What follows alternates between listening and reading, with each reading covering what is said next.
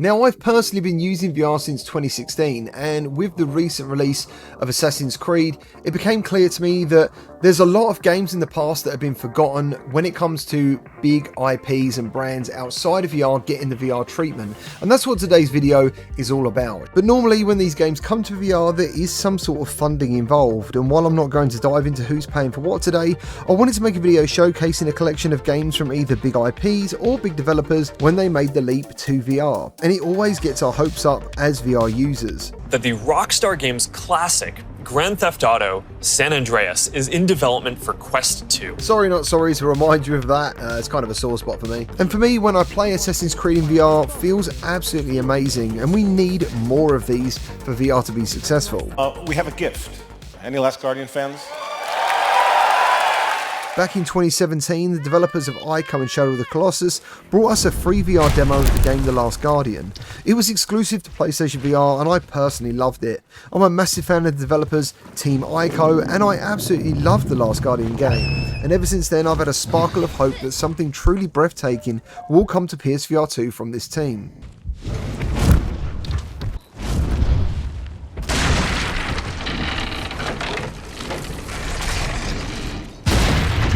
Next up we got Hitman from IOI Interactive, which has always had people torn. The visuals are good on all platforms, but certain interactions were limited, and the OG release on PSVR was met with even more mixed responses due to only being able to play with a controller. And while some didn't mind, they were simply happy to be inside the universe of Hitman.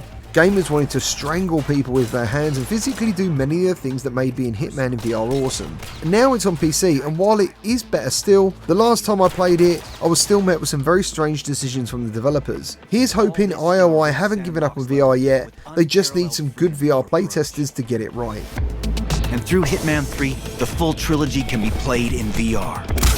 Rise of the Tomb Raider had a VR experience where you could explore Croft Manor on both PCVR and PSVR. You basically walked around the mansion, unlocking memories, and while it wasn't really an exciting experience, it was a brilliant visual experience. And again, as a fan of the Lara Croft series, I absolutely loved doing this. Once upon a time, we even had the mighty Call of Duty franchise drop a VR experience made by Blizzard and Activision for Call of Duty Infinite Warfare. It was called Jackal Assault VR, and it was actually pretty cool and looked amazing at the time on PSVR. I can't remember if it ever came to PC, but a lot of these experiences we're going to talk about did actually come on PSVR, which is why a lot of people bought PSVR 2 expecting some of this stuff to happen in its life cycle. Now, Bethesda have been very busy in the past with VR games such as Skyrim, Doom VFR, Wolfenstein Cyberpilot, and Fallout 4. Skyrim is definitely the most popular, even today, with all the fantastic mods making everything current gen at least on PCVR.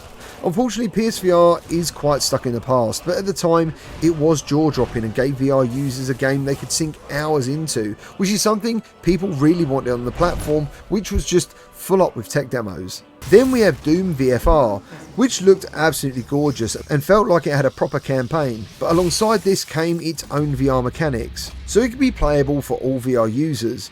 I personally loved it when you got the settings right, and thanks to IGN incorrectly reviewing it, it gave me the opportunity to see how it felt to have more than 10 people watching me on a live stream, and as a community we got IGN to take down the review and redo it, which was pretty amazing. And then Fallout 4.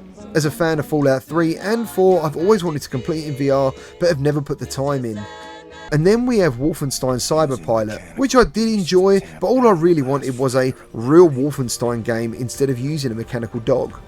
Good thing is, Quest and PCVR users can play most Doom and Wolfenstein games in VR in one way or another these days thanks to Team Beef and some mods, but still, it was nice to get the official stuff. Next up we have Insomniac, who have made some fantastic VR titles in their time. Feral Rights, which was basically a beat 'em up, and out of all of these really does show its age now. It is time you met your fate!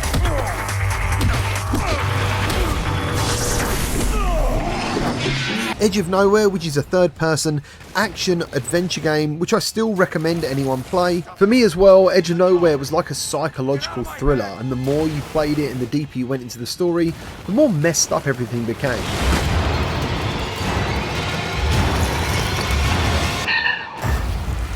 Can anyone hear this? I'm scared. Victor.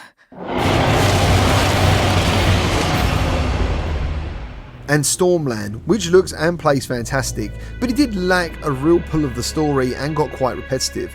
I'll still play it from time to time though, just to experience the brilliant graphics and the movement system.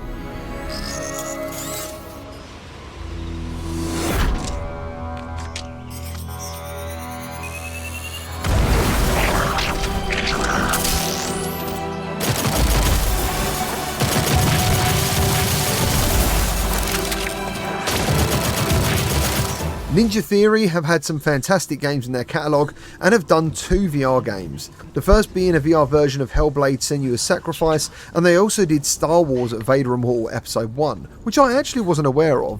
I've still never played Hellblade, but everyone has told me it's an incredible experience and is something I definitely have to try. Don't give up.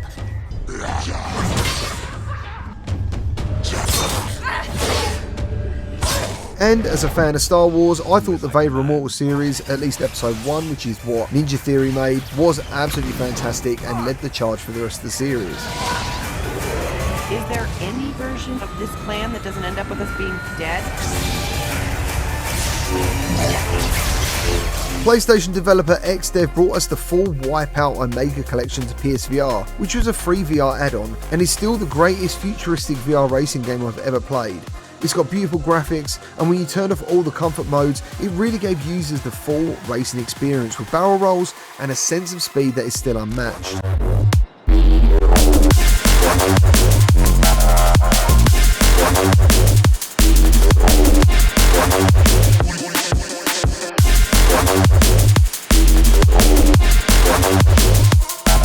Rockstar Games brought us the LA Noire VR case files, and to me, this still looks completely amazing. Seeing the facial capture animations in VR is unforgettable. You get to drive the cars, solve 7 cases, and simply being part of the world is a great VR experience. I still believe Rockstar will be back sooner rather than later in VR in some way, either on Quest, on PlayStation, sometime in 2024. EA and Respawn gave us Medal of Honor, and most of you may have played it on the Quest, and while it was a worthy attempt, playing it on PCVR, for me at least, was a great experience. All aside from the story, that ending was a bit weird, but I really enjoyed the online multiplayer too. It's such a shame it was met with such heavy criticism because it still looks and plays great for me. Through the power of VR, you're climbing a wall, you're pulling out your gun, you're catching a grenade in midair and throwing it back. EA also gave us Star Wars XWing Experience on PSVR, which was developed by Criterion, who made the Burnout series, and Battlefront 1 and 2. It was a solid 15-minute taste of being in an X-Wing that most will never forget, especially since it was back in 2016. A lot of PSVR users who probably did enjoy Battlefront bought the game purely for this demo. 4A Games, the developers of Metro, gave us Arctica 1, an action-packed, graphically pleasing first-person shooter, which in terms of movement hasn't aged well, because you can only use teleport. But if you push past this, it's still really fun to play, and has a great atmosphere.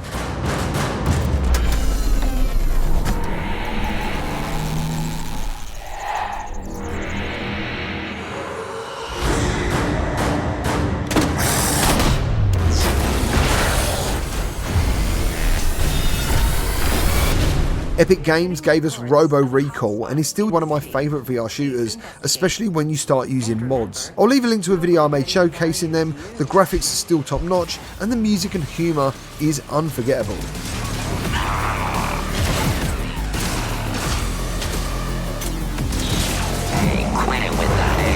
Now, Nintendo did take a stab at VR with Nintendo Labo, and while it was more like a Google Cardboard experience, giving you only a 720p image, it was really cool to see Breath of the Wild, Super Mario Odyssey and Captain Toad in VR. The unfortunate thing was, to play these games, you had to hold the Switch up to your face and keep the controllers connected to the headset, meaning basically you got arm fatigue after a while. And while it is not considered a good VR experience, it does make me believe that Nintendo are interested in virtual reality, and recently there was some news about them considering coming back to VR with the release of Switch 2, and I'll leave a video about that in the description.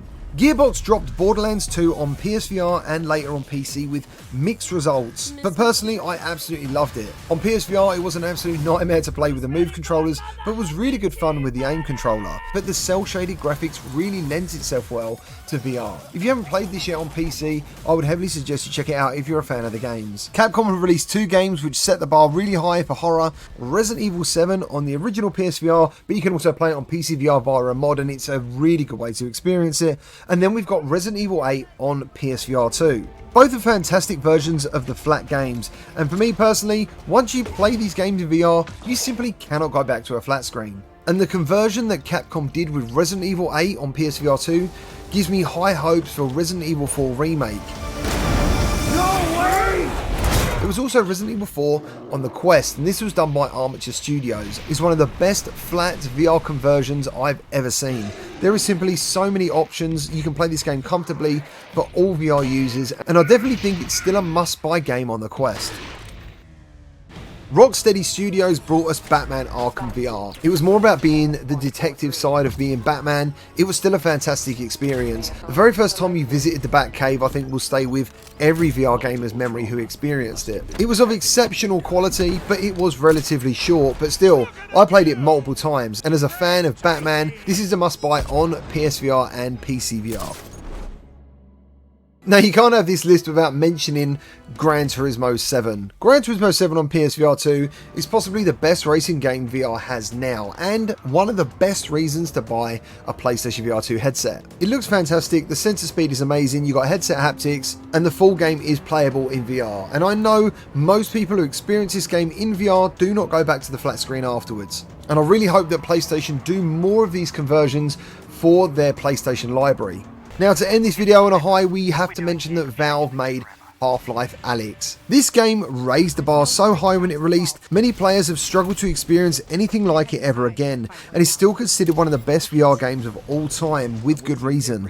It has everything you could want from a VR game, and has tons of community content to keep you coming back. Now, I'm certain there are some games that I've missed, but I really do hope this video shows you some of the fantastic games we've had come to VR in one way or another in the past, and we've got some coming in the future. And it's these sort of experiences and games what make people outside of VR look in. They want to see what is going on in VR and how good the technology is. So I hope you enjoyed this video. If you did, please leave a like, subscribe for more VRChat content, and as I said, if I've missed some, please let me know down in the comments, and I appreciate you watching the video.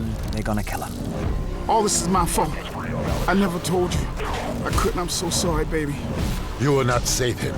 Alex Vance alone cannot prevent his fate. Close your eyes, honey.